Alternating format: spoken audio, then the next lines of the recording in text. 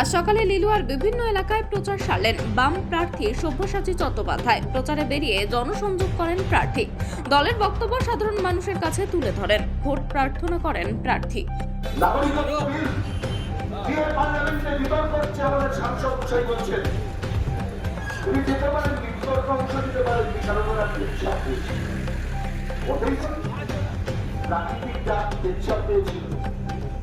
তিনি সাংসদ মশাই জনগণের নাগরিকত্ব নিয়ে আলোচনার সময় আমার বিক্ষোভ দিয়েছিল বলতে পারে।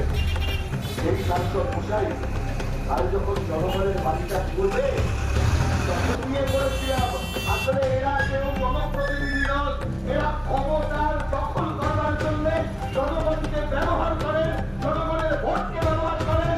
তাই বন্ধু, আপনি তৃণমূল করুন, বিজেপি করুন, কংগ্রেস করুন, সিপিএম করুন, কোন দল না করুন, এই কথা বুঝিয়ে দিন।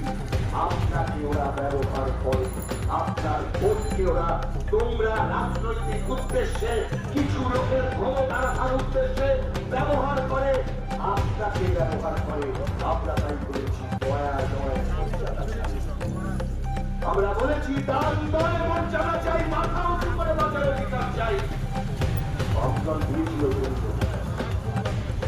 বামদল দিয়েছিল মাথা উঁচু করে বাঁচার অধিকার। বামদল দিয়েছিল কাজের একটা পরিবেশ, শান্তির একটা পরিবেশ।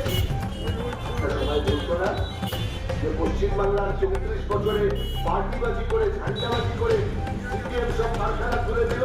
আমি বলছি 12টা বছর পশ্চিমবাংলায় আজকে তৃণমূলের শাসন আছে।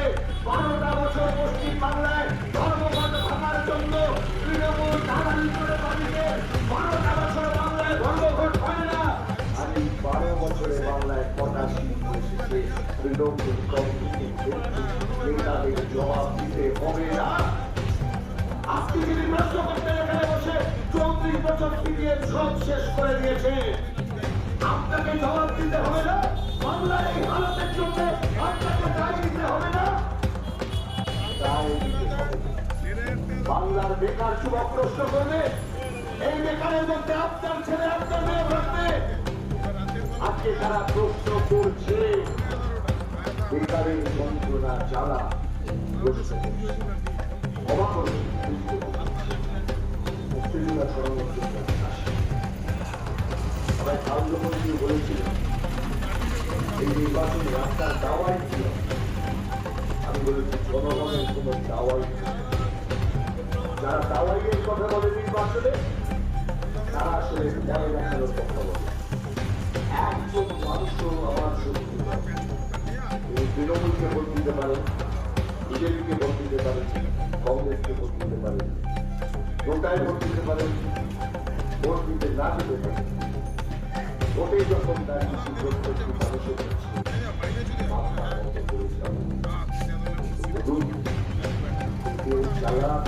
যন্ত্রণা, আতঙ্কিত হাজার মুসলিম তলায় বসে থাকা ছেলেগুলোর গত 12 বছর ধরে চাকরি না পাওয়ার জ্বালা যন্ত্রণা, খুন হয়ে যাওয়া বাপের ছেলেটা, খুন হয়ে যাওয়া বাপের ছেলেটার সঙ্গে ধর্ষণা হয়ে যাওয়া মেয়েটার যে কান্না, তার যন্ত্রণা, সেই জ্বালাটা যখন দেখি তখন তো আমরা ভাবি মানুষের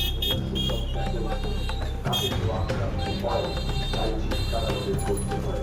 ক্ষমা করবেন, চিৎকার করার উদ্দেশ্য নয়। আপনাদের প্রত্যেকের কাছে হাত জোর করে বলছি, হাত জোর করে শরীর অন্ধ অনুরোধ করছি। এই নির্বাচনের সুযোগ এসেছে, এই হাওড়া কেন্দ্রের সুযোগ এসেছে। আমরা সবাই মিলে জোরবদ্ধ অবস্থায় এই শক্তিগুলোকে পরাজিত করুন। আসলে এদের রাজনৈতিক দলের রংটা আলাদা, মানুষগুলো কিন্তু এক। সেই মানুষগুলো গরিব মানুষের শত্রু, তাদের নিশ্চিত করুন, সমস্ত গরিব মানুষ ত্যাগ করব। আর তাহলে তারা আমাদের বিজয় করুন। বামপন্থীরা সংসদে